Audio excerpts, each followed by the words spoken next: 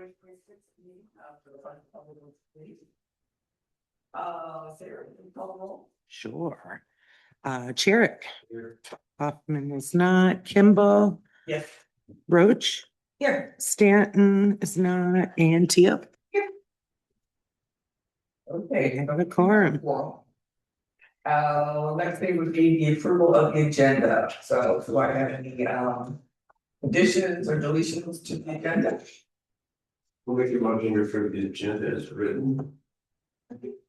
All in favor, say yes. Yes. Yes. Yes. Okay. Unanimous. Okay, public comment on agenda items only. Do we have people here today? Anyone want to make a comment? No? Okay. Approve the minutes. How about, do we have anybody on Zoom? Did you approve the agenda? Did you? Or Oh, I did you skipped approve the that. minutes? I skipped that. Okay. Thank you, Sarah. Okay, let's talk about the minutes. Yeah, no kidding. My brain left is still in Alaska. Okay, do we have any comments on the minutes, additions or corrections? Okay, can I have a motion to approve the minutes? Do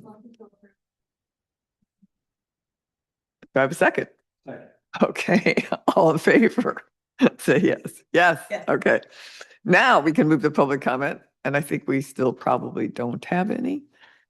And nobody's online. Nobody's online. Okay, Here today. all right, let's just move on to the discussion items. So first thing would be the DPW update. Mark, Good to see everybody here. Happy to hear about all of your vacations as I sit here. as you worked My off for the whole vacation has month, been here in Saugatuck. or not vacation. Yep. So, no, been a very busy month for our DPW team, especially had 4th of July parade.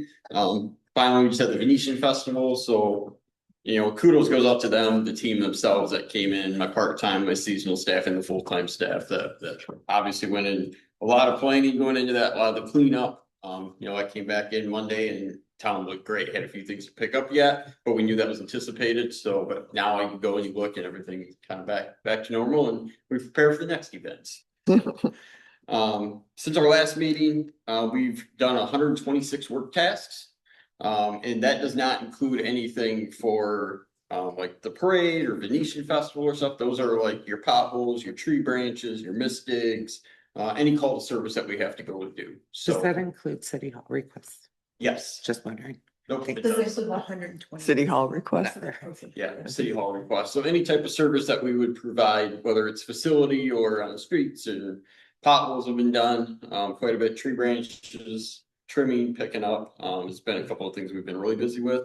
And just so the general public knows, with potholes, we kind of get a list going, and then we will pick up 4 tons of asphalt, and then we drive around, and we got a route and a map we kind of follow, similar to the brush and leaf pickup route, and get them that way. Now, if we have one that's a major concern, we will sometimes go out and get a little bit, but it's nice just to go get a whole trailer full and spend a whole day doing potholes or trimming branches. We kind of let a few gather before we do that, so. Preparations have started to begin a little bit for the Mount Baldhead Challenge. So the trails brought to our attention there's some need for repairs and sticks and branches and stuff like that picked up and moved. So our guys started prepping those trails right now. Maple Street construction is still in progress. All the water main has been installed. They're continuing hooking up services. The water main is Yep. all done? All the water main is installed and tested. Wow. So they're starting to hook up houses and stuff. They have been periodically. Some of the sidewalk, the prep work has started for the sidewalk already. It possibly maybe pour some this week. But depending on weather, it was hard to say. So that's going good as well. Oval Beach has been busy as usual, but everything seems to be going there. Really haven't fielded any major complaints.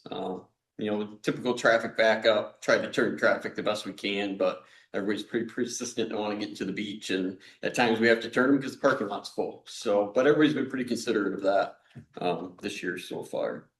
And that is all I have. Okay. Any questions for me? I have a quick question. We still have the Starlink contract for Oval, correct? Yes, we do. Okay, how's that going? Because I have not had real success with connecting to it, so I'm just curious, like, what we think about that. We've had some ups and downs with it. We're actually running, so there's what happens, it goes into like a lull after you use so much of the data out there. We have the process now to where we can add more and we're monitoring it, so that has helped quite a bit. Okay. But it's just like self-service in downtown area here, like after a while, your cell phone doesn't work as good because there's so many people logging into it. So that's kind of what's happening out there too, is it's dogging it down. We've had a couple different meetings with them, and I know me and Ryan have been working on that quite a bit with them to try to get a little bit better, but we are using credit card machines out there now. That's what I was curious about, Taking yeah. the money, instead of using the phone line, we're using the Wi-Fi, and that has been holding up for the most part. And then otherwise, if it does go down, we have a backup credit card machine Yeah, that we can still collect money on it, and then we just have to come and hook, say, the Wi-Fi here at City Hall to be able to upload that information. Okay. So, so both from an efficiency and then like a safety perspective, we feel like it's, not perfect, but improved. yes, definitely Okay. improved. Yep. Okay, great. So, And then second question is, how's it going with Sagataco? Cause I know they were kind of like carrying food back and forth, and I'm just curious, like what the experience has been or feedback. I kind of asked Angela, I had a meeting with her on Monday morning, and kind of asked her to reach out to Alec and kind of ask him, hey, how's it going, different things. Yeah. It's a learning process, I think, For for sure. them and for us and everything else. We had a power outage issue around the 4th of July out there, so that kind of hurt things a little bit, delayed, but I think they're open 6 days a week now out there, so. Yeah. Seems to be, I mean, when I'm there, I see people, patrons, buying stuff, so I haven't heard 100% how it's going, but I think overall, I think it's going okay, so. Mhm. And what's our expected date of completion for Maple again? What are we? They're hoping to start paving in October, so then final prep work will be done November.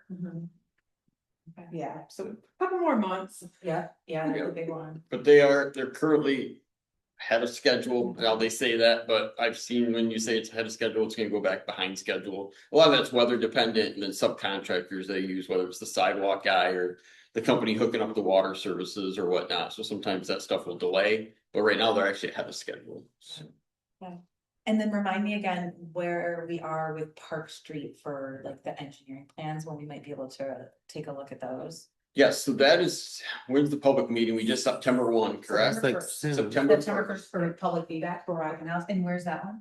Bulkhead Yeah. at the pavilion Oh, nice, Yeah. that's a good use of that. from 4 to Okay. 7. And then if there's weather, it will be held here. We just set that yesterday Okay. afternoon. That's why I kind of looked at Michelle because I wanted to make sure I had it right. I read it in the email and Okay, and will we have renderings for people to consider at that point, Yeah. or what? Okay. yep, engineer will be there. I'll be there. Michelle will be there. I think Ryan will be as well. So That's September first, you said? September 1st. September first. I'll be sending letters out this week still, hopefully. I just have to get the addresses, Okay, and then we'll push it out to social media and so. yeah, okay, excellent, Yeah. that's great. It's gonna be a fun one. Oh, yes. Yeah. Yeah, get ready for that. Yeah. Yeah. I'll be happy to see improvements, and I'm glad I don't live there. Okay, well, thank you so much. Yes, no problem. Okay, all right. I think we're ready to move on to the Saugatuck Harbor Natural Area Trail Remediation and Signage Proposal.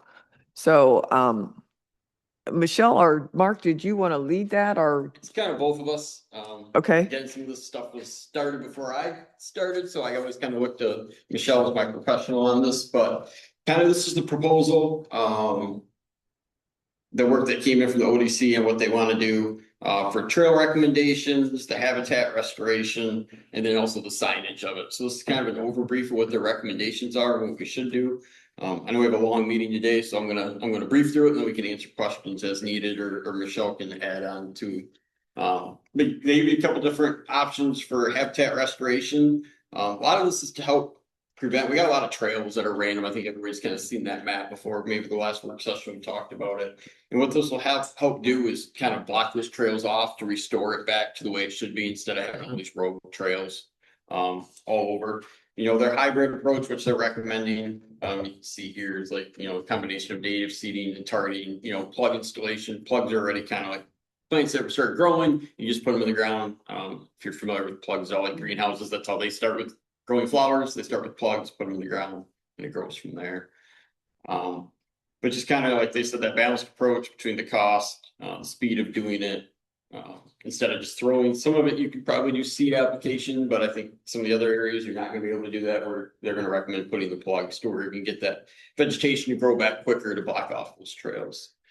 The ones that I looked at more is probably the signage and wayfinding program recommendation on this. Mhm. A lot of this is this part here is gonna be kind of held up maybe a little bit, just because we're waiting on the rebranding. I think it was mentioned last night at the council meeting, it'll be 2 more work sessions, not the next work session, but the one after, work session. I don't know the date on that, I apologize. It'd be September.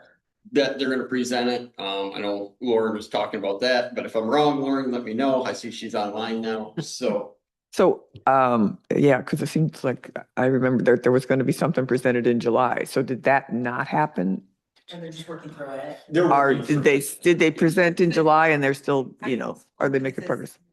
Around spring of 2027. Okay, So like in terms of what Yeah. the proposal says. Yep, that so then that we're- would be yeah, we're on moved track, forward. right? So I think that Yep. would not interfere even if there were. you oh know, yeah, summer other 26, changes spring to of the 2027. already. Yep. Hey, Mark, Lauren was off for a second while you were Okay, talking, so I'm not sure she heard you. all right, that's, I think 90% sure I was correct on that, Yeah. so. Well, in fact, But yeah, that's the one thing we'll wait on, is that rebranding Yeah. before we make signs up, because I'd hate to make signs up, have signs made and then we have to change them. Oh, sure. We wouldn't want to do that. You know, the signage installation, I personally, I don't know if anybody's had a chance to look at it, been at different parks. Just the wayfinding signs, the development of it, you know, spent some time with my family last week, went to Mount Ballhead, walked some of the trails and different things, and yes, there's a need for signage of where things are and where exactly stuff is, other than relying on DPW employees telling me where to go. So, as an employee, I noticed the need just myself with my family. But that you just referenced was Mount Baldhead, right? Yes. And this wouldn't cover that.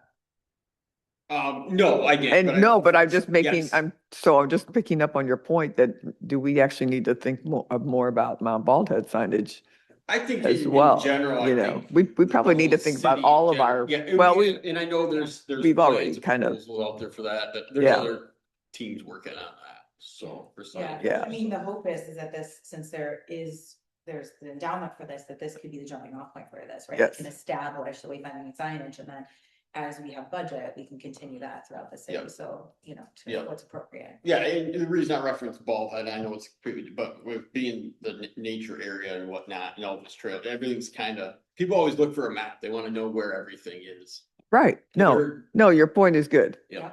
I was just jumping on it to say, well, maybe we even, you know, this Yeah, is look at great, but one we there need, too. yeah. Yep. But yeah, the 2 signs, the kiosks, I'd see with their installation add-ons. I don't see a problem with DPW installing this stuff. I think we can handle installation side of it. So the installation, I think DPW can handle that. And that was actually a significant Yeah. fee. Yeah. So I was, It was a So- question for you, so thank you for addressing that. actually, Sarah, can you go ahead and like, scroll through till we get, so we can see some of those signs? Go to page 7, kind of breaks down the money. Yeah, but let's see okay, yeah, I know. You want pictures? I want pictures, Okay. yeah. Pictures? Oh, I want pictures Yeah. because I printed it, so I have it in front of me, but that's a little self-centered there, isn't it? I brought my light. But yeah. But I didn't print the sign. Signs, you know, even along the trail, explaining what plants are and different things. You know, coming from, you know, a previous employer, we had certain things in our nature center that had QR codes on them as well. You could scan them with your phone. Might have to look into if there's cell phone service out there for the availability to do that. So everywhere is a little bit different to be able to look at it, but I do like the signage and being able to tell people what's where and whatnot. So. So, and we had specifically asked them for interpretive signs, you know, because with this area having, you know, like the 4 different habitats, you know, to try to describe those and that kind of thing, which I still think would be very beneficial. So, I don't know, maybe we should just walk through kind of one thing at a time. So trail remediation, you know, maybe now you could go back to the numbers, was 31,050. And basically the proposal says that, they would implement basically closing the designated informal and redundant trail segments.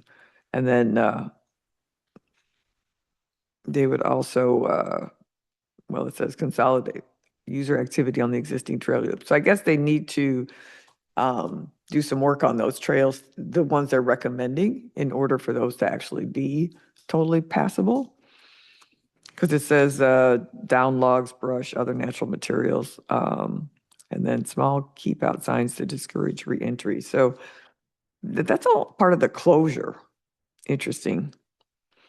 So the closure part, I guess you need to remove all this stuff and then follow on with the replacement material. So Yeah, my only question when looking at this mapping is that there really is only an entry point to the beach from the river. And then the very end, and I just don't know how realistic that is, right, for people to not want to get back to the beach if you're hiking there.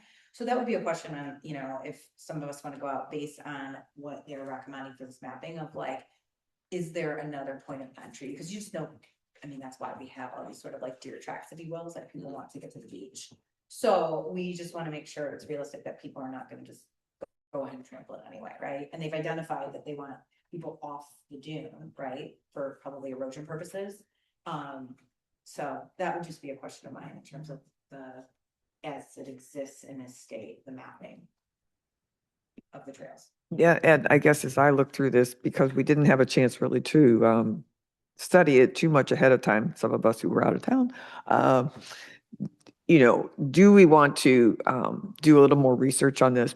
The goal would be ultimately to make a recommendation to council. And just as we talk through this, are we ready for that? Or do we want to, do a little more, have a little more Q&A and, research before we do that? But let's just kind of talk through some more and see where we end up on that.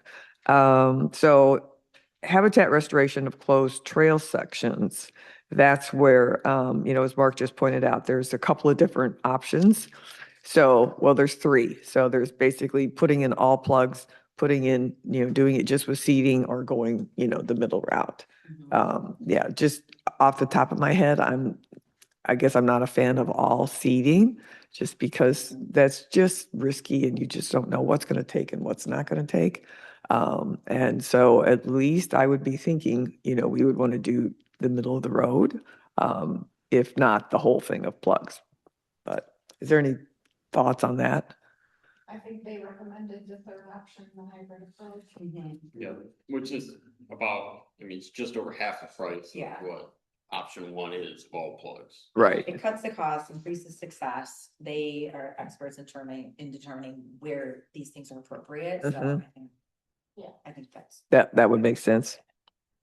All right, and then, so then really, I guess, just moving on to signage and wayfinding. Do we think the way they detailed this is, I guess, appropriate? We think we need any more detail before we would just sign off on it? What I would ask the group to do if you haven't already, so like if you go to page 9, where they have the trails mapped out, they have it identified where there would be interpretive and wayfinding, and I think, just having an understanding of like, if we think that is enough, and, so, I think that is where we need to clue in on to see if we think that that's enough. So like all the red squares, Mhm. the ones that are black and red are the ones that would be either signage, trailhead, or interpretive signage. Is there another map on this that shows where all the paths are? There is, but it's just not in this report. It was in the first one that we saw. I think it was in last. Yeah, it was in the last month's packet and Yeah. I don't think I didn't print that off even. But it looked like, a spaghetti roll kind of. Yeah, you just did this. Pretty much know what it looks like. What it currently is. Yeah. Yeah, what it currently is. So to get to the beach, I just can't see it. Oh, no, there's only that one access point. Well, and then along the. Yeah, all the way down at the mouth of the river. Well, there's actually three, but there's one at the end of Buffalo Beach. Right, correct. Right here is where they're looking. So right here is your one access in, but you could access it here. Right, but I mean, if you're actually at the beach, Right, if you're actually at the beach, there is only one. that's the way in, Yep. which, I don't know. I don't, so that would just be a Maybe. question mark, and maybe because of protection of the Protection of the ecosystem, like, Yeah. that's what it needs to be, and I would take the recommendation on that. If Yeah. that's the case, because part of the point of this. Yeah.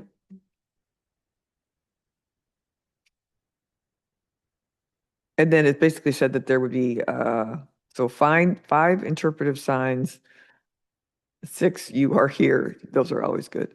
And then, boundaries signs, I think is what that says, is 50. So that's a lot of, don't go here. Yeah, for private property. And keep up to, yeah. okay. Yeah, keep off the doing signs.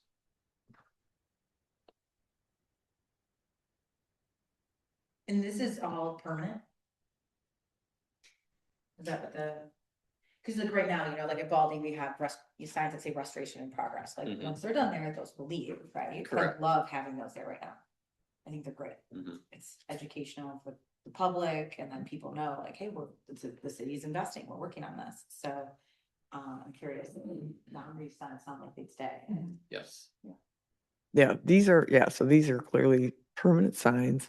I guess, what would be the order of implementing these things?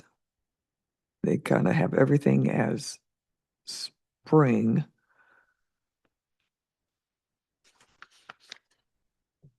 So I guess, I mean, you're gonna put the plants in and the signs pretty much at the same time? I mean, I wouldn't want to put the plants in and then, obviously, Right. uh, And overall, again, that'd be up to council's decision what they want to do. If they want us to do it all at once, if we want to put the signs in first and then do the plantings. Kind of goes hand in hand, I think. yeah, Um, I mean, I guess I would think kind of however ODC recommends it. On their project on page 7 with the billing, the trail remediation would start whenever it was approved and just be ongoing. Mhm. The restoration would be in spring. And then they would start working on the signage whenever that was approved, and then they would install that next summer, according to what they have proposed here. So basically, if we do all the things that we just talked about, the total amount, I'm just adding up. I think I kind of did it. It's but 130,000, about I a think, hun- with, doing the hybrid approach. But we don't need them to do this, to But do yeah. the signage installation. So then that would save 25%. Yeah. So we'd be at around 75,000. Which seems pretty reasonable. And does anyone have what the total amount in that endowment is right now? I think it's like over $800,000. Yeah. I don't know, I haven't seen the latest, but, Yeah, I can't speak on it, but. okay, if we could find that out, that would be fantastic, how much we would be. And the other things, we need to know how much is available. Now, It's a 4% I can withdrawal. Yeah, I'm gonna text Nikki real quick and see if I can find Okay. out. I'm positive we have enough, because I know it was like 250,000 or something, this was a while back, that was available once we were back in good standing. with Exactly. The management plan, so I don't think that there's any issue here, but I think understanding the finances of it is important to make a decision. Right, and I recall the same thing, that there was about 250, and I would say I think we spent 25 just having ODC do this Yes. assessment. Okay. I would lay it. Okay, Yeah, so I would lay odds it's more than that also. like what we've paid so far for this assessment, and then to do the work where we're at from a financial perspective, and then I think it would be, with these few other questions that we have, then appropriate to make a recommendation. So you're thinking that we should defer till next meeting I think to so. make a recommendation? Make a recommendation, I know, with their finances. And then if we, I feel, couple of us wanna go out and walk the trail, I- make sure we're happy with it, like, I would feel better if we'd all done that, right? yeah. So, And maybe they'd come out, I don't know, to see if like, Tanner or someone will come and just, if we want to pick a day and go walk and just make sure that we're happy with it. I mean, this is going to have some level of permanency to it once the install's done, so we want to make sure that we are doing it to the best of our ability. And Tanner said he would come whenever. Okay. We wanted him to, so. Awesome, so, okay, all right, let's do a little hike together. Are we allowed? What? Will we have a quorum? Oh. We In groups. Okay. have to do these little groups of two. Um, Another thing we added onto this too was the park rules that we have. Yeah. I know there was some discussion last month on dogs and different questions, so threw this in here, specifically for the gentleman next to me. You had a discussion on it. Right, but this kind of went through all those questions. I know the big one was, Oval Beach and Saugatuck Harbor Natural Area, for dogs, and there's no dogs from Memorial Day to September 30 in those areas. right, but I think that, With the Saugatuck Harbor Natural Area, there's no dogs 24/7, 365. Right, that's I- why I was kind of finding. I don't know that we have that. I think it's in the bylaw. I thought someone said last time. It's in the bylaw. This is your adoption and implement. This is what's on file, so I'm going off by. All right, well, it's an easy question to ask. Yeah, There was, It does say no dogs. right, but it says no dogs from Memorial Day to September. I think that's wrong. That was updated by city council this year. Oh, it's- okay. November 25. Yeah. Last year? Yeah, okay. I knew it was recent. Yes. Yep, and then the Wilds Nature Preserve is leashed dogs or well. well, I did have the actual master plan, that was updated in, February of 25, and it pretty much says the same thing. I can interpret it as exercising dogs for the portion of the property that is south of Oxbow Lagoon and adjacent to the Mount Baldhead. Dogs shall be regulated as they are in these parks, and they're talking then about the beach. But then they go for the portion of the property that is north of the Oxbow Lagoon. Leash dogs are permitted on the beach between Labor Day and Memorial Day. Mhm. Dogs are not permitted in the interior of the property north of the Oxbow Lagoon. Now, is that part of this? Yes. Okay, nor are they permitted along the shoreline of the Oxbow Lagoon, because they would be damaging to rare wildlife populations and habitats and would pose a cleanup problem that would be difficult to enforce. So, Like, here's Oxbow Lagoon, right? So Yeah. this would be north. so we would probably want signage that would explain where dogs were never allowed. Okay. It's gonna be tough. I think so too. No, and that's the master plan for the Saugatuck Harbor Natural Area. Yep, Not okay. But right. then is there another bylaw that supersedes that? Sarah, do you know, is there another bylaw that supersedes that one or no? So I just don't know the date of that, and. This is dated February 24th of 25. And this And- was dated November of 20. Yeah, so that was, This must be what they came up with the. this is what they came up with that council approved in November. Yeah. They approved- Which would mean that dogs could be there Right. anytime after Labor Day prior to Memorial Day. So can we make a note of that and just We ask might, council what they'd like to do, since those seem to have a little bit of confusion over them? and, We'll just make a, and also I guess I just thought if we could get ODC to weigh in on what they think about dogs being in that area, okay, because it seems like it's a sensitive area. You know. in terms of, yeah, protection of ecosystems. Yeah, for sure. Well, that plus the migratory birds, it's a lucky nest on the ground, Okay, and so. Yeah, I've said this a few times. Do they understand that they need to be done by Memorial Day? yeah, can you tell your birds that? Well, I'm trying to make a point that obviously they don't know that, so. Birds don't nest between. Can Keith speak up, please? Because I can't hear anything Keith is saying. Turn your mic on, please. Thank you. Thank you. I did that on purpose. So my thing is birds and mammals, most of them don't propagate, birds especially between Memorial Day and Labor Day. but they do be, before Memorial Day. And the migratory ones come back after Labor Day and before Memorial Day. So my thing is like, if you allow dogs in the Saugatuck Harbor Natural Area, and, I can guarantee you, no one keeps their dogs on a leash, no matter what they say. But that's my gig, and I think that if you allow them on the beach, that's fine. If you allow them on Oval Beach, that's fine. But north of Oval Beach, maybe just on the beach, but not in the interior at all. Yeah, I think it makes sense to keep them off that. I mean, this is designated as this very sensitive area. I just don't see why we would want to have dogs in there Why don't we table it and get confirmation from from ODC. ODC? ODC on recommendation? that. And Yep. then obviously you guys can figure out what you want the cross-reference to be to the bylaws. I mean, we do have some hardcore birders in this area.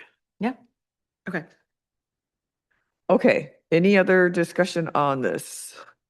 All right, so our plan will be that we will all visit this area and evaluate it for ourselves. We'll also find out the finances, just so we know exactly, what we're recommending, where we stand with the money. Mhm. And was there anything else? Oh, and we're gonna follow up on the dogs. Bylaws, yep. Okay. All right. Let's move on to our next agenda item, which is the, this AED roadmap proposal. Okay, who's leading that discussion? Ah. Good morning. I'm Tony Shippa. I think you guys know that, and I'd like to sincerely thank you for allowing us to come here today to speak to you about the Saugatuck Douglas Heart Safe Initiative and our desire, our passion to make Saugatuck City a more heart-safe place to live, work, and visit. A lot of times when I teach a class, I ask some questions right away, and that is, do we know where the closest AED is right now in this building? No. And you don't have to answer. I'm just trying to get your attention here that, do you know where it is? No. If you know where it is, when is the last time you looked at it to make sure that it was functioning? I know this young lady did here not too long ago. I looked at it this morning, and you look at the window where it says, okay, I couldn't read it. That electrode pads packet got over that okay, so I fixed it, so now we can see that it's ready to go and that the battery is in good shape. Who's responsible for an AED in this building or any building? I will say that each and every one of you are responsible to make sure that this AED down here is functioning. And why do I say that to you? Because I am working in your favor. You want to know that it's working for you if it ever has to be used, along with the people that visit and work here. I brought an AED upstairs. Point out the fact that American Heart Association tells us that if we can start CPR and apply an AED within the first minute and shock that person, their chance of survival is as high as 90%. So by this AED being up here, if one of us goes into cardiac arrest, your chance of survival is 90%. Because that will be put on very quickly, 911 will be called, and chest compressions will be started. Okay? Just think about that. That's the core of our initiative, is having AEDs available 24 hours a day, 7 days a week for the general public, for your use, for your family's use, etc. Okay? How do you want to proceed with this? You want to start asking questions? Well, I guess so. Was there were you recommending or asking us to approve maybe locations or? We are asking to look at the locations that we have down on paper today. Okay, and Todd can go over that here in just a little bit. Our main focus right now is Wicks Park, is that we would like to put an AED there, and I want to show you how what we would do to install it. We'll talk about the ADA regulations, the materials that we're going to use, so we lessen the holes that it takes to mount this AED. We want to show you what the box looks like. So as you bring the recommendation to the city council, you guys will say, hey, it's not that intrusive. It's not that, it looks okay to be on the side of these buildings. Okay? Okay. All right. We want to talk about, why don't we show Wicks Park here a second? Yeah, let's just look at that one. Wicks Park came up a year ago, when we were doing, music in the park there, why don't you go Is to it the which- bathroom one first? The upper This second one one to the right, or yeah, number? Oh, I see, sorry. that's okay. They're numbered backwards. Doing which part, we set up a little table there, information thing there, and April came by and got talking to us. She come to visit several times, and she says, where's the AED here? I says, well, there is no AED permanently here. The only AED here now is the one that I have here. And she says, well, we have to have one. So we made that one of our first places we would like to put one in Saugatuck City is at Wicks Park.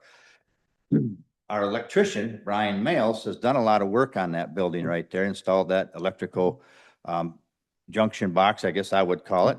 We looked at maybe putting the AED there. We can move it over to the left, to the center of the building. Brian likes the idea that it's close to that electrical box, so he doesn't have to put much conduit in, et cetera.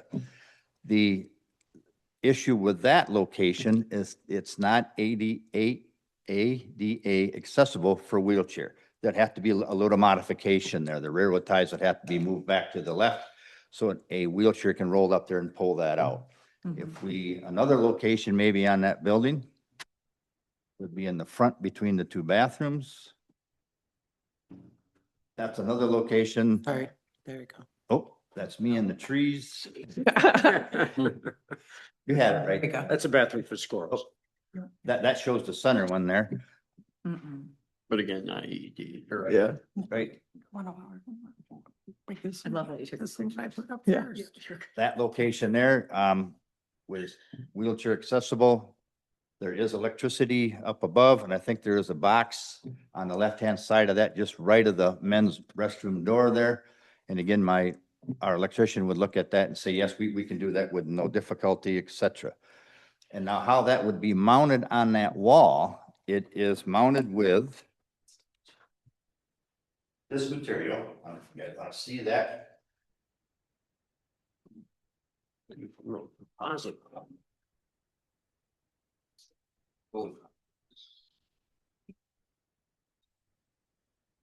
Behind this cabinet holder, I call it.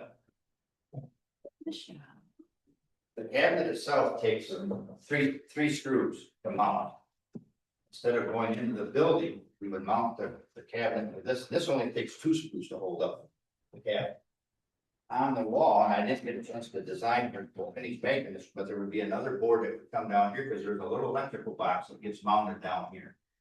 Approximately 6 inches below this, because this cabinet door has got to be able to open. Swing down, so then that electric box has got to be approximately 6 inches down, so this can be opened up and this cover can be removed. And again, by mounting that electrical box to this, we're not putting any holes into the building. Okay?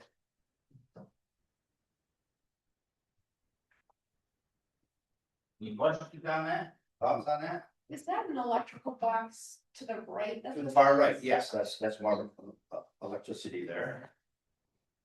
Well, There are 2 ideas. If we go to the next These picture, work. as we were leaving, I got looking at this tree that's there. This one work. Yep, Yeah. this is right off the sidewalk. There is electrical power right on the other side of that tree. If we were to mount that in that location, it would be, we would recommend here, where we would want to have a 6x6 walnut post that would go in the ground there. And what we would do is ask the city of Saugatuck, the Board of Public Works, to install that because they have access to Mistig. They know what's there. They would put that pole in, and we would mount our box to that. And that's just off the sidewalk a little bit. And as I was driving away, I thought, well, there's another tree. You know, I would find it hard to go to the tree because of the ADA Well, we can't put it on the tree. It's gonna be on a 6x6 pole. in front of. Out away from that tree. With the ADA compliant, it would have to be close enough to the sidewalk for somebody in a wheelchair to reach over and pull it out. Now, this one there, that's another tree with electricity by it. And I found it interesting that battery operated cars plugged into your power supply at the Oh. park. Nice. But that's another. We got that by accident. Yeah, but now you know who did it because there's the license plate is right there. Okay. It's against the law. But What nerve? It's like walking a dog. No. That's our first thought for Wicks Park. And, you know, we are open to, you know, working with everybody and in the correct location. It needs to be visible, you know, access to everybody 24/7. And on each one of these signs right here, we would have, we talked about in our proposal here, that the sign would be no bigger than 8.5 by 11. So these are just a little bit bigger, but we would have this information on that sign that would say public access, AED, and this is your location. And then maybe a couple other little things put on there. Secondly, and when we get these things out, and there will be a number of them in time, we will be looking for sponsors to sponsor the AED and the maintenance of the box, maintenance of the AED, to replace batteries, pads, etc. A yearly sponsor for that, and that's what this would be, a plaque for them. Not necessarily that it would be this big, but this is just an example of what we want to put on here also. To get the community involved, Wicks Park Bar and Grill, just using them as an example. They sponsor this AED annually, okay? That stuff would be there. Okay.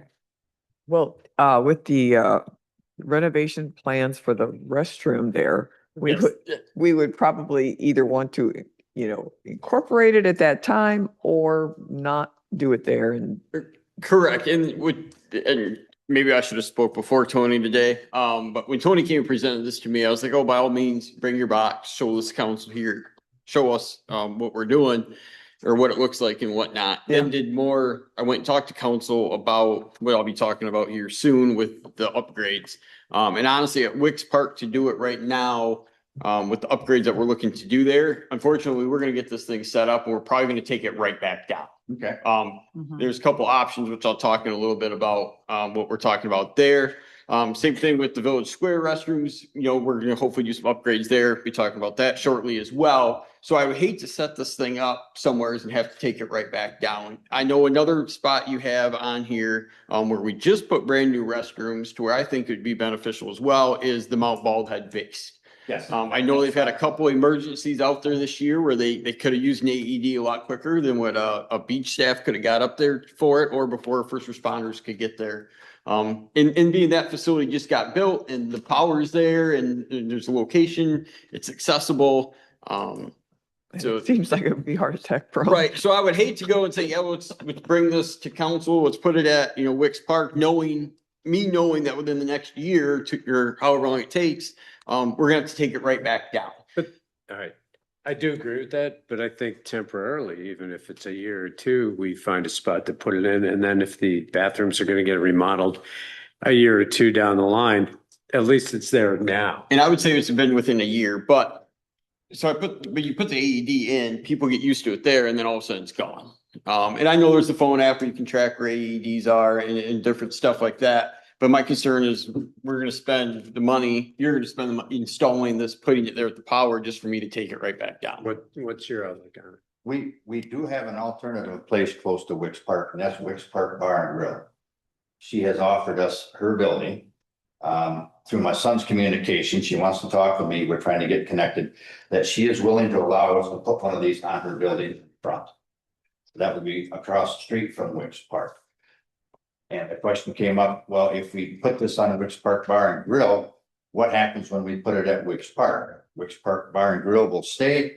We'll have another one at Wicks Park because we want to have as many of these as possible within reason in this community. Because we want these accessible and as close as possible to anybody that would have a cardiac arrest. And you gave the timeline of a minute before. The minute is the ultimate time.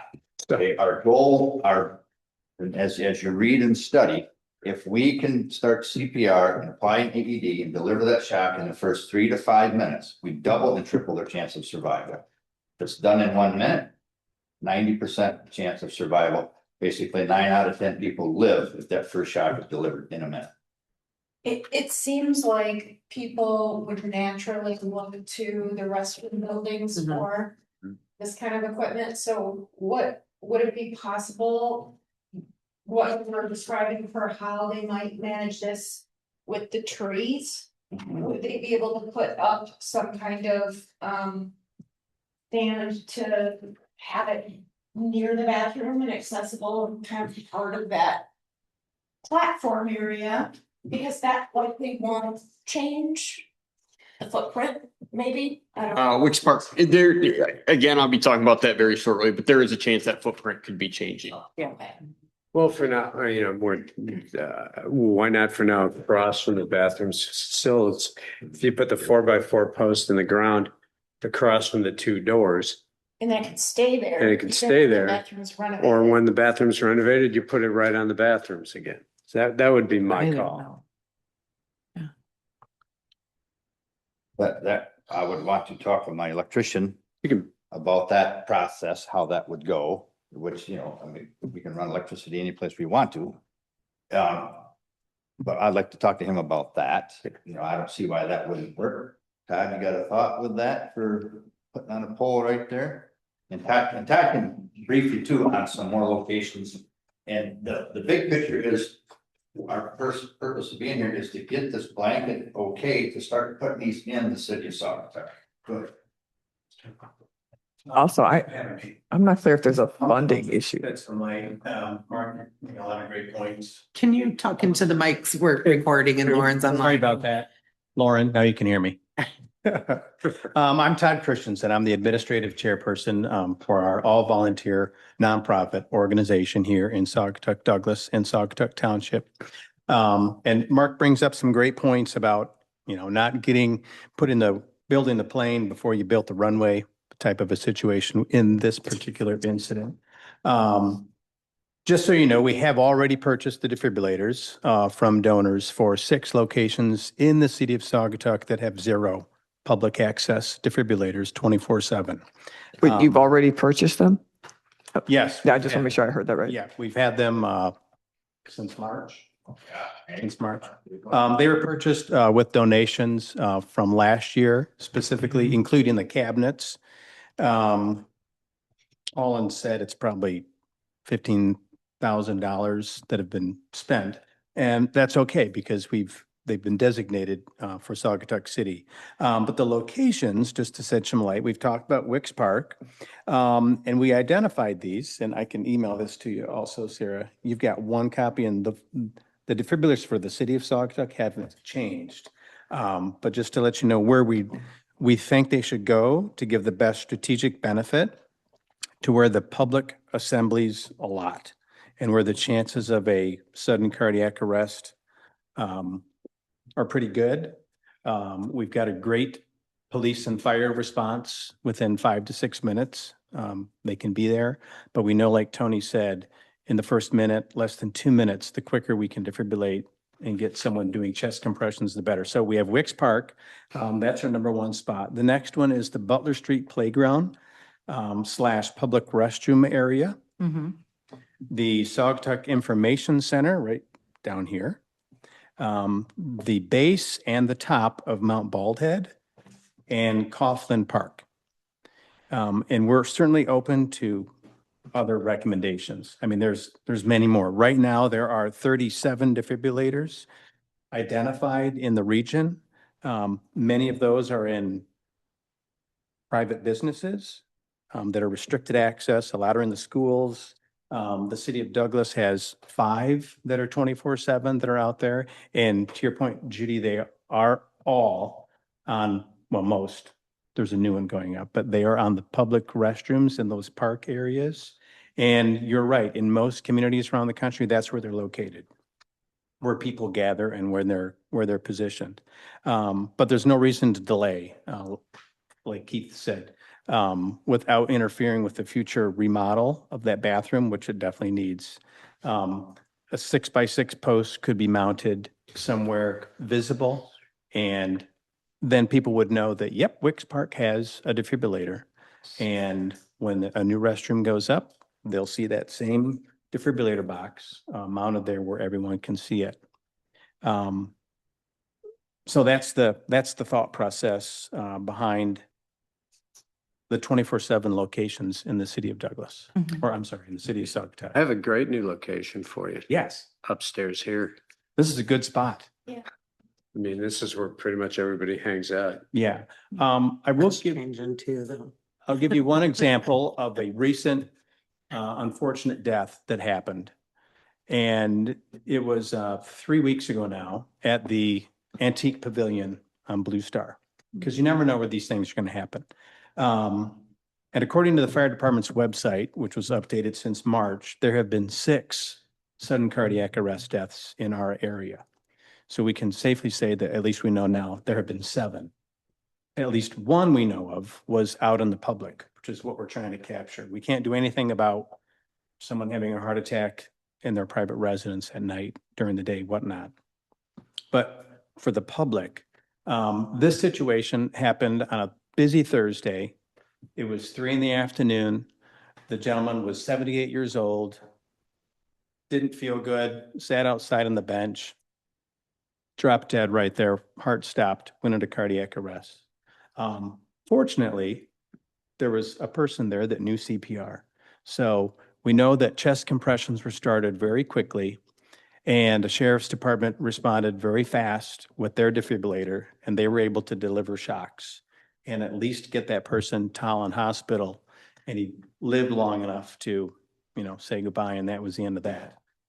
Our tools, but at the end it is God's will. And looking at the Pulse Point app, which Mark had mentioned, this is how we track where all the defibrillators are anywhere in the country. And this is a free app that is on your phone. It's called NEAR, N-E-A-R. It's the National Emergency AED Registry. It used to be called Pulse Point. So if you do a search, you may find it under both ways of looking for it, but it is the yellow app that you're looking for, NEAR or Pulse Point. And if you zoom into like where we're currently at, it will auto-populate, and right now it says the closest one to me is Saugatuck City Hall. And it tells me details about it. But as I learned about this situation, I pulled up my Pulse Point app, because this is the same visual that Allegan Central Dispatch has also. So they're able to tell the person that cracks open this box or calls 911, where is the closest defibrillator to you right now? It's currently in the beginning stages of a pilot program with Central Dispatch. We'll have an update coming this week from the EMS Council. They want to roll it out not just for us, but a countywide initiative. So they know where all the defibrillators are in Allegan County. And we can thank ourselves, because it was because of all of you and us that they want to do this. They're like, wow, that's really cool. We need to know that, because there was a defibrillator at Overseal Lumber that could have been used at the Antique Mall if someone would have known that it existed, or if someone could have ran down there and got it. Maybe it would have been faster than the police response. And maybe the end result would have been the same, but at least it might have helped. And that's what we're trying to do here. Yeah. So So in terms of locations, down by the Star of Saugatuck, seems like that's kind of further down and, no heavy traffic down there park wise, but there's a lot of businesses down there, and Star of Saugatuck is, frequently visited all the time. Seems like that might be a logical place down on that edge of town. It doesn't seem like there's anything there. that's a good point. And Kelly, who runs the shop down there, they have one on the ship, but they don't have one on the port side, I'll call it. And she wants to get one. So what we encourage businesses to do we want to buy them for public places. Okay, and that was one of the questions I had is, you're providing these, We are providing no these for charge. public spaces. but absolutely. there is some kind of an installation expense that the city would incur, or that would be covered by? Yeah. Tony, do you want to talk about that? Sure. Installation process? The installation process, our goal is to provide in public spaces AEDs at no cost to the city, except for a minimal amount. Would be the electricity that it takes to run this box. Okay. Okay. And that's about $5 a month. We own all of the equipment. We would keep all of that. We're gonna maintain it, batteries, pads.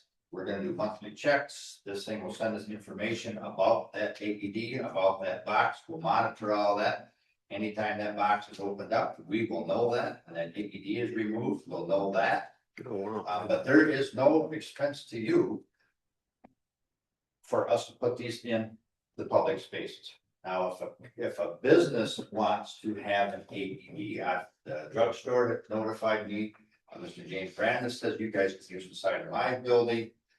We will work out things. We have a little donation box that we will put in. Let's start raising money to help put this out here on your building.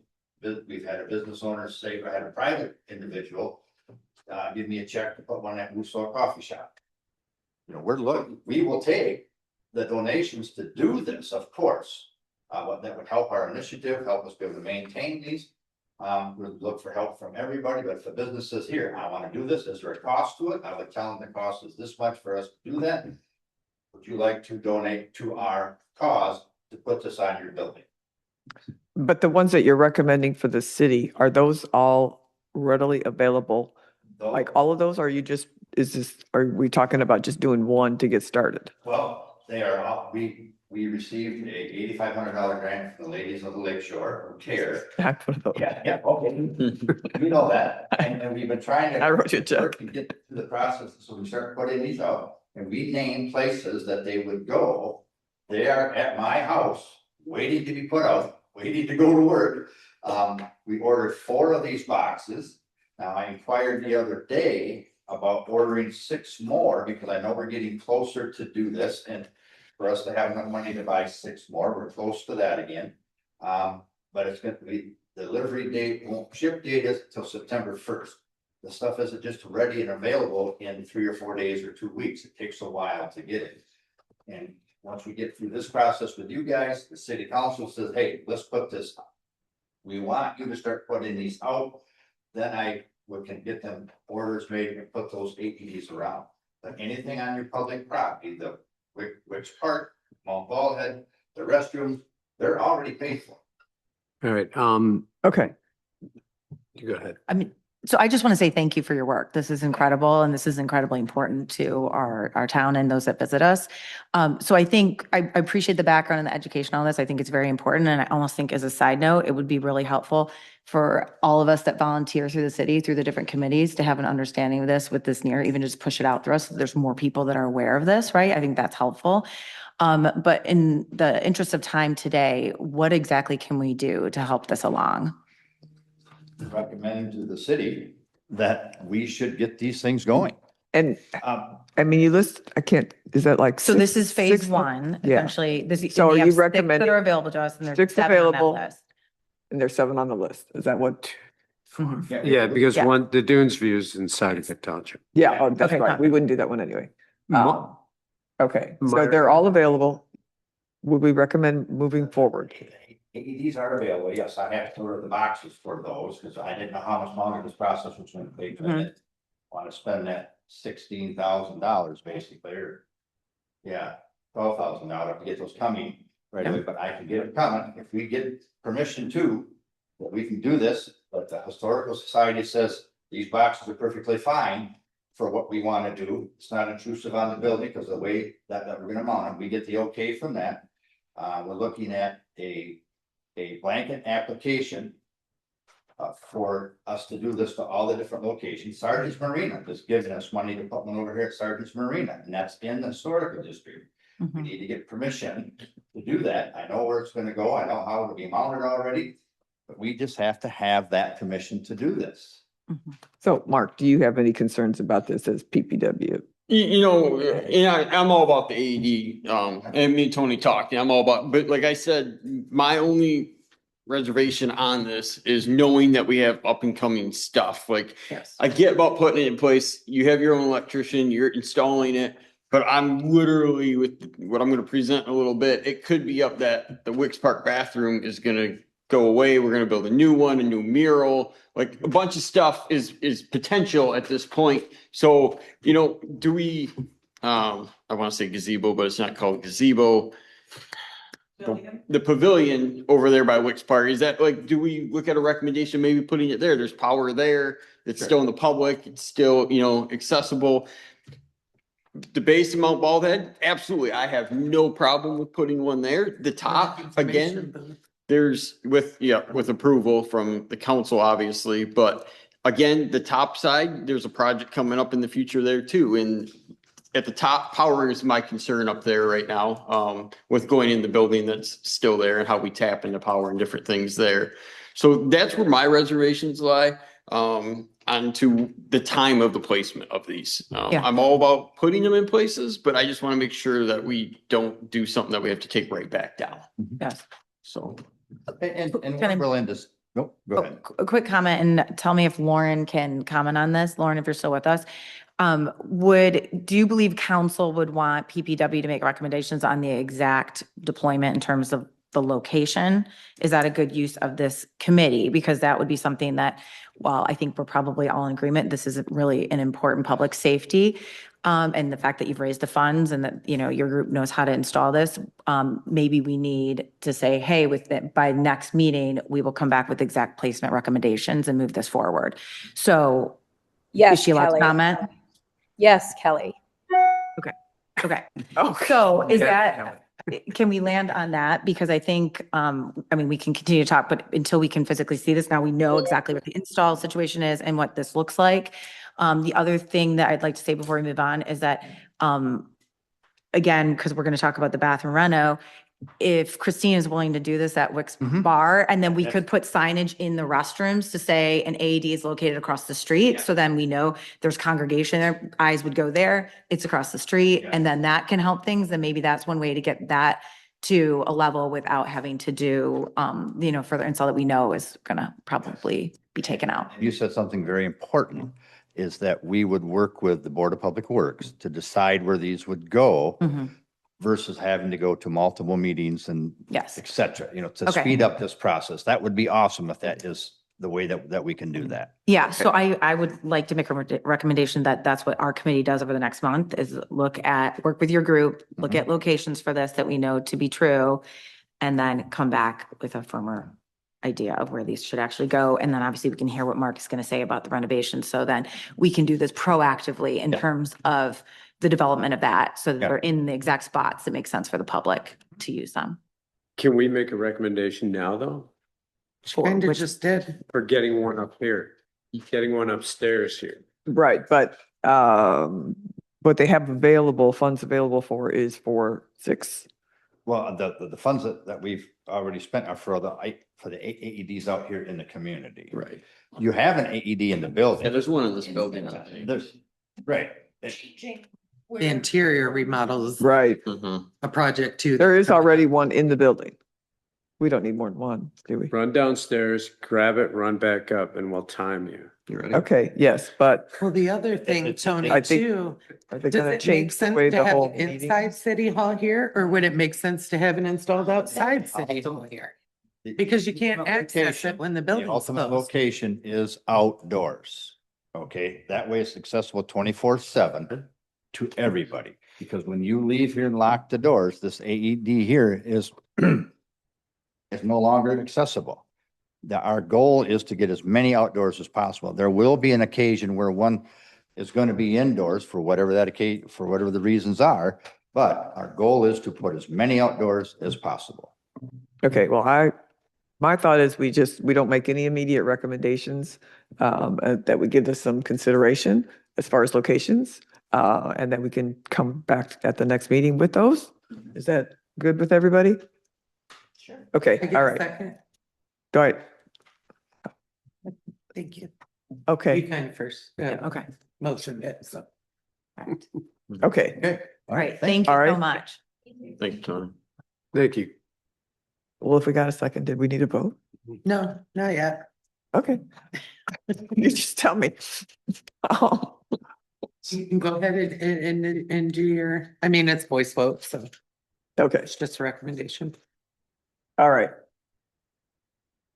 So next thing, we need to keep moving here. So we've got the next thing is actually this policy for benches and donor form.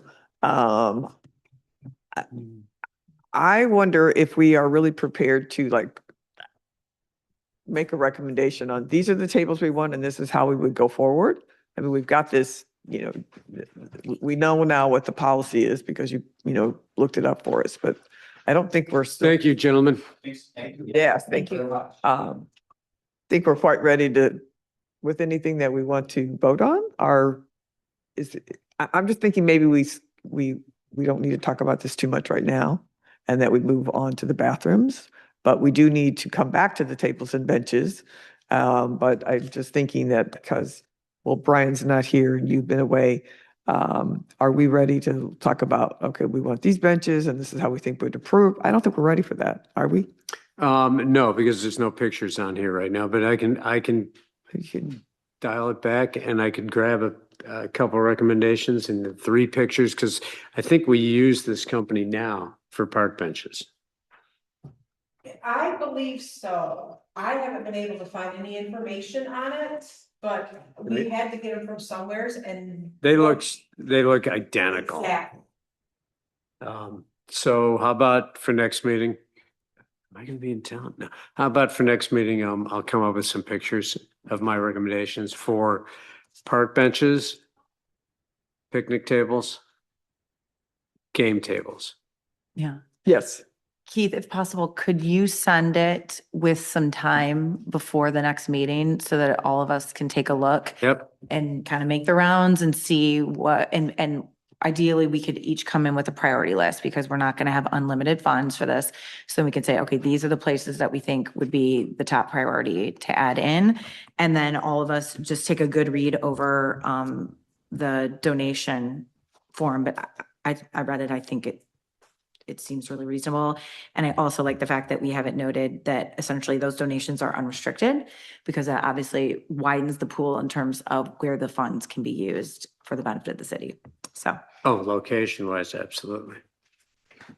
Okay. All right. So that'll be our plan for We got a plan. benches and donor form. All right. Let's go to public restrooms. Yay. All right, so as I've talked a little bit, with council, kind of proposed this to them to start looking at, the proposed work of what we're gonna do. I'll start with Wicks Park first. Basically, we talk about Wicks Park, touching up the mural on the outside of the building, updating the inside, make stuff ADA compliant, replacing the water service to it. If you've been in those bathrooms lately, you know exactly what I'm talking about. They need some massive upgrades. Oh, In there. So kind of they're just, appalling. we'll be looking at different things, painting, like you just brought up, oh, look at the fascia of that. That's on the list of things to get done. When I brought it to council, one of the big things was the mural on the outside of the building. Yeah. I learned that is actually a replica of a painting already that has been done. So that's a replica painting on the outside of the building. One of the things that got brought to my attention with Wicks Park is it is flooded. The restroom multiple times. Yes. So the recommendation from them was to kind of go back to the drawing plan to design a whole new facility there, raise it up to grade, take care of it, and then also find like a local artist to replicate the picture that is on there right now. We're in the process of that right now. I know Michelle's done a little bit of work, trying to get some price, cost analysis, talking to artists, because obviously you can't just build a building and say, hey, paint this. They have to have a little input of what material they want on the outside of the building, what they're going to look like. Probably a similar design of Bald Head, roughly. Those bathrooms seem to function pretty well, I think. But I don't have the exact pictures or anything of it, what it would look like at this point on that. So that's where kind of Wicks Park is kind of, just 2 different options are going to come out on that. Either we're going to keep the building we have, which needs a lot of work done to it, or we'll propose the new building. I never think that the new building would go because of the painting on there, but then a lot of the history got explained to me that it was a replica and who painted it. We tried to locate her. Unfortunately, we could not locate her. I know one of the council members is still working on that for me, but I don't think she'll be able to paint that again. So we'll have to find a new artist for that side of it. But Quick question, Mark. yep.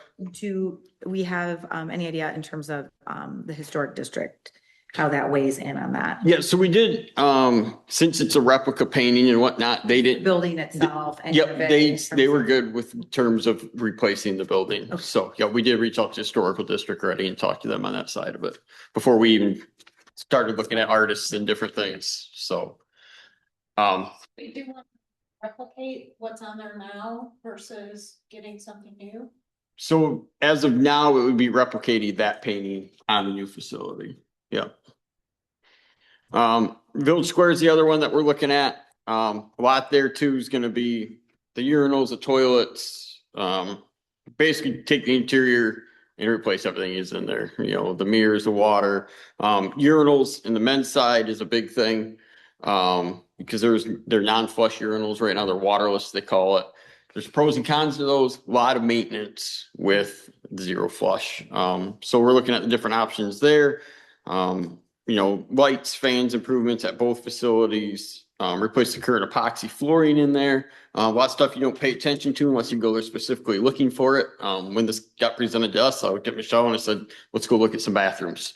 To kind of give me a better idea of where this had started, and where they were at with it. So that's kind of what they've, what I presented to council. We're still working with Fleece and Vandenbrink to kind of give us an idea exactly what they want. Just kind of looking, kind of going through this pretty brief for you guys quick because of time constraints today. But if there's something that you see that you, hey, we need to use, you know, we should do this many toilets versus this. And I remember we're gonna go ADA compliant, so it might have to shrink down certain things. But I think overall, this is a pretty good plan going forward. But we're basically waiting right now to see if we're gonna do a new facility at Wicks or whatnot, so. No, I would just ask after this presentation that we consider designing in any safety features that we need. Mhm. So obviously we talked about AEDs. Is there something else that the community also needs from a safety perspective? And can we make sure that there is a specific spot for that so that we don't have to retrofit? Yep. If we're already investing like in this way. So just ask for us to consider what else might be in that. Mhm. And the other thing we talked about for the bathrooms out at Baldy is just some type of like informational opportunity so that when locals or tourists are there kind of congregating, is there an opportunity for a board or something like that that could also be included in this when we're making the design decisions? Correct. Especially since there's events there at Wicks Park, it would be nice maybe if there was, you know, a way to sort of say what was upcoming, you know, so people could say. Like a message board or person. Yeah, Mhm. and then water fill stations too. Yep. I love what we have now. So that would be awesome. Yeah, I was trying to see if that was on there, but that's, yeah, no, and that was one of the things that came up too, was the AED specifically of, hey, we're looking at adding AEDs before we build this facility, to make sure that we know we could add it to this facility or have the capability. That way we're running the power where it would need to be during construction. Yeah. So. Yeah, and maybe talk with Chief Janik and find out what are the other major things that we see happening in public spaces here. And if there's things that we can, you know, whether it's seizures or whatever else, if there's ways that we can put public safety things inclusive in this, that would be great. Okay. You mentioned the flooding, and so then the redo plan would address that, so. Correct. You know, as long as we didn't have 1,000 years flood or whatever. Right, yes, as long as it's I not mean- coming over the banks of the river, yes, it'll be. Because above. I remember when that was, you know, you couldn't even use it because of, you know, the flooding, you know. Correct, yeah, and if you go there, there's a storm drain right there and that's what's backing That's up. the So, problem. Yep, Okay, so this will address all of that. yep, It seems like a really good idea. it does, I believe so. In relation to, let's go back to Wicks for a quick second. Are you done? Yes, absolutely. Let's go back to Wicks. If there's a way to cut, if it's decided to replace the bathrooms, if there's a way to cut those little cut some squares out of that building so people could buy them. You know how people buy old bricks from streets and stuff? Not a bad idea for a mini fundraiser for the city, Yeah, I love that. you know, or take a big chunk out of it and give it to the historical society. I always do that. Give 'em a chunk. The other thing is, and I don't know what they're gonna do with it, but. I mentioned this to Michelle, the cannon is falling apart. Considering the service. It's missing pieces, Okay. and pieces are falling off. And then some stuff around the playground needs to be attended to. So the little black things that go around. There you go. The board. Yep, that Gene. Yeah, at the playground, as you're talking, you just brought that up, for instance, there's a spot where it's all dirt too. We've tried to plant it 3-4 times. It's gonna be a fall thing. We're gonna have to fence the whole thing off to try to establish grass there. So. Okay. Okay, thank Okay. you. That's exciting. Yes. This is a major thing in the survey of what people want. So Yep. appreciate council moving forward with it. Okay, so I think we're ready to talk about the warming station. Ashley, are you still with us?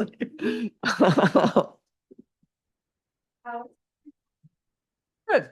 Okay, I hope everyone has already heard about this project. Yes. I feel like Lisa and I have presented on it a number of times, but some background, a brief background is that the Visitors Bureau Board put together what we called our shoulder season subcommittee 2 years ago and really put their heads together to come up with a brainstorm session of all of the incredible big and small ideas that we could do to truly increase shoulder season visitation or just enhance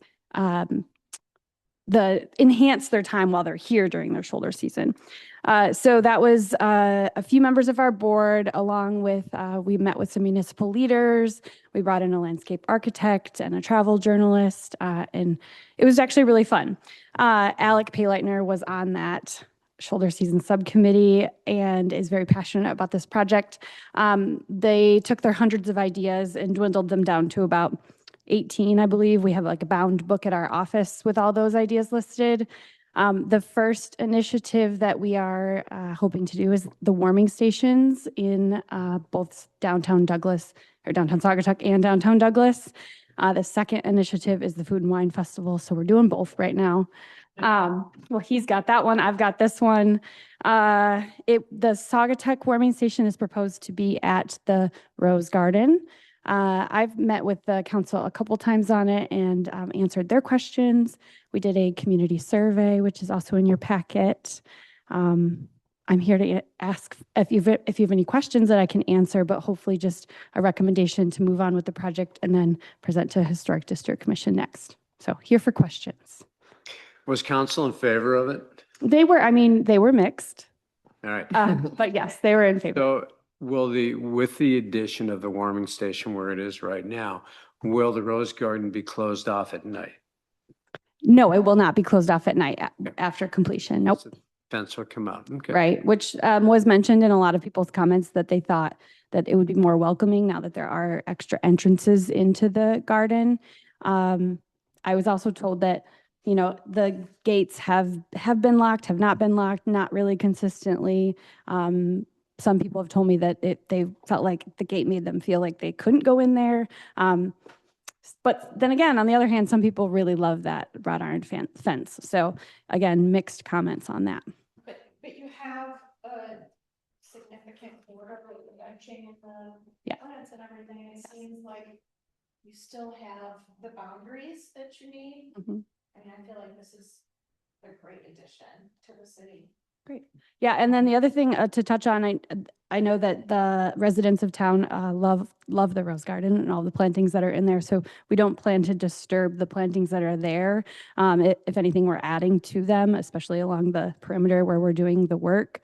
They're adding that hedge wall that you see as sort of a protective barrier from people's legs or things they might drop while they're sitting on that bench. Is there a timer on the flame on? Yes. Yep. So the Total Fire Protection is the name of the business that's putting together the actual like sculptural element. I think it's the next page. He is working closely with Chief Janik on the design of that, specifically the mesh. You can't see it in this drawing, but there will be like a mesh material inside those metal slats, so nobody can like stick their hand directly in the fire. So they've been working closely to pick which grade of metal that will be, and then also the timer and those safety features. Mark, do you have any concerns about? So I did, and then after Ashley presented to council, council had some concerns with what type of burner unit was going in there, what the maintenance upkeep and would be and stuff, and, actually, I was able to talk to the gentleman from Total Fabric Solutions on the phone, we emailed back and forth. He explained to me how to service it, to take care of it, it's just a simple, basic gas fire log set, burner that will be in there. The log set that they're using is, I believe it's a cast iron type log set, that will be in there. So it's not like I'm gonna have to replace these logs every so often. We might have to rotate them once a year, roughly just the way they don't, you get the even color on them or whatnot. But otherwise it's gonna be minimal upkeep on our side as DPW on this one, so. Do you maintain, I'm sure everybody's asked every one of these questions, but what about the maintenance in the rose garden? How much maintenance is done now versus once you have, what do you expect once you have the fence taken down? So right now, the maintenance upkeep on that is done by a landscaping company. They come in and they maintain all of that right now, currently. And I don't see any disruption to any of the plantings that are in there now with this idea. So I don't see any more increase on that. Did talk to another local fireplace company. I know they maintain one at a different facility. I said, what is your biggest problem that you have with these? And he said, honestly, it's cigarette butts. He goes, you're gonna have to go there with a vacuum and vacuum out cigarette butts. He said, but other than that, he goes, it's just your standard burner unit. Shouldn't be no problem. He said the same thing, asked about the timer. I asked about timer and that was the exact same thing. And to say the same thing Ashley said, when I was talking to the gentleman that's designing this, he did tell me right then he was working with Chief Janik as well to make sure it met all safety requirements. So the timer would actually be on the the installation there? Yeah, I think it's actually going to be on the seating wall, if I remember correctly. The button actually would be over there. Okay. That's also where the emergency off would be. So I don't know how long they decided to, but you remember the old hot tub at hotels, you would twist the thing and the hot tub would bubble for 10 minutes and then it would stop, similar to that. Okay. Yeah, we'd be able to set it to where we want it certain hours, certain times Yes, of year. exactly. We'll be able to set it however. Have all that control. Yep. And So- then there's pieces on this that kind of shows, and the reason why it's green on that drawing is like those pieces are removable. That's where we can get in there and be able to access this and service the unit itself. So, it's all made out of stainless steel metal, so you don't have to worry about rust. So in Douglas, where's the one going in Douglas? Right in front of Happy Stance, there's a tree there right now. So we'll remove that tree, put out the new warming station. We're planting a new tree next to it. I'm not worried about that. It's smaller than this one. It's not as sculptural. It's just kind of a flat top. One you'd see in a backyard. I mean, ultimately, or not even ultimately, it is council's decision Mhm. to do this. Mhm. My concern would be, we're a bar town, Yes, hardcore. yes. Bars close at 2 p.m. Mhm. 2 and p.m.? Fridays and Saturdays. AM. Yeah. I quit drinking at 2 p.m. I'm a date. So that would be my concern, but it's not, not my decision. I mean, you've got Sandbar right next to it. You got Wally's down the street. Yep. But that's all. I mean, that's my concern. Right. My We're also an ice cream town and I Yes. picture all of the That's during the day. I picture all the spouses sitting, they already do it. They sit on those benches with the dog while their wife shops. And so I think this would add some additional seating for that. For sure. They're essentially a huge bench in our center of our downtown. Yeah. So I would just say thank you so much for bringing this to our group. I think it's a very underutilized space and it's right in the center of town. And I do personally think that people are intimidated by the fencing. The fencing also, if you remember when Scott Herbert sat in the seat, the fencing is a lot of maintenance for our DPW as well and not in great condition. It's rusting out. So there's considerations with that as well. We do need more seating downtown and I love the fact that it's extending into shoulder season. So I think there's a lot of intentionality with that. So I think it's really, really nice. The couple of questions that I had, Mark, I just talked about the gas bill. Wondering what is left in the endowment from the Mize family there, if we have funding to continue to build out the plants that are in there. The other thing is we know any type of renovation construction, there's going to be surprises. And so I just want to make sure with the budget that we've built into that we know that we probably will lose some plants and it's just it's inevitable. And so I want to be realistic about that like we know that we're going to have maybe a few changes or extra planting. So I just want to make sure we're good with that. And then it will also draw crowds. So DPW will have more garbage on that side of the street. So I just want to make sure maybe we can add in, I love that we have the recycling, you know, that was a test. So do we want to expand that program to the other side of the street as well? And I know Michelle could pull the company that we use for that for, and we have one across the street there, matching garbage and recycling, or do we want to go with the stone ones that are a little bit more unobtrusive, you know, I mean, those kind of blend in. Yes. So, anyway, I would ask for you to work with DPW in terms of that, because we absolutely know that with more people, it's gonna come more garbage on that side of the street, and we want to make sure that it's still beautiful Right. and inviting for anyone that wants to go there. Yep. So, Yeah, we're very sensitive about the plants. So yes, if anything does have to get torn out, we will be replacing it. And we're working with Landscape Design, which is the company that already maintains the rose garden. Yep. Mhm. Okay. We have to inform neighboring businesses that this is going to happen? Or do we just, because it's city property, we can just do it? I don't know. I'm happy to inform You know, them. this, I wouldn't think anybody would need I to mean, it's authorize not in it. my toolbox anyways, but I'm just curious about it if like there's two businesses.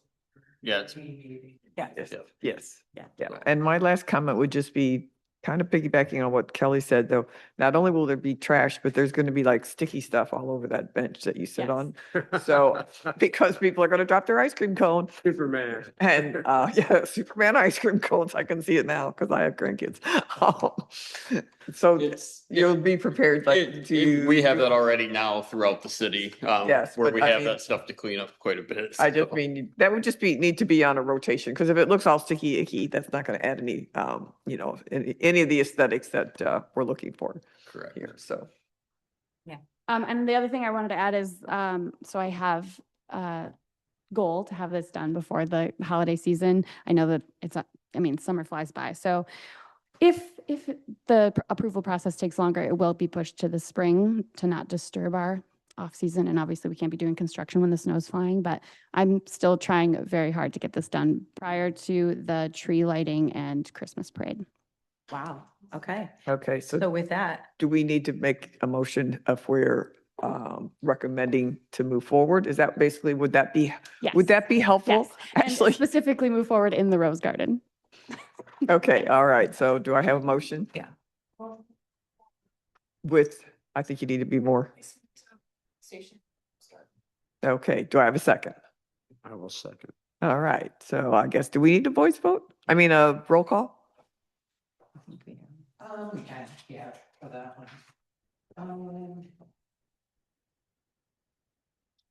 Chair. Yay. Kimball. Yes. Rich. yes. Stanton.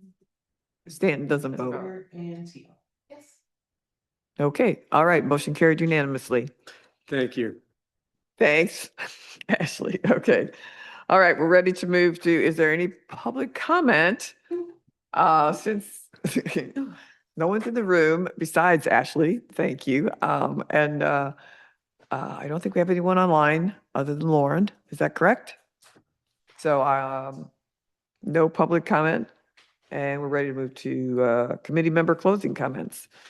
So, Judy, you want to jump in?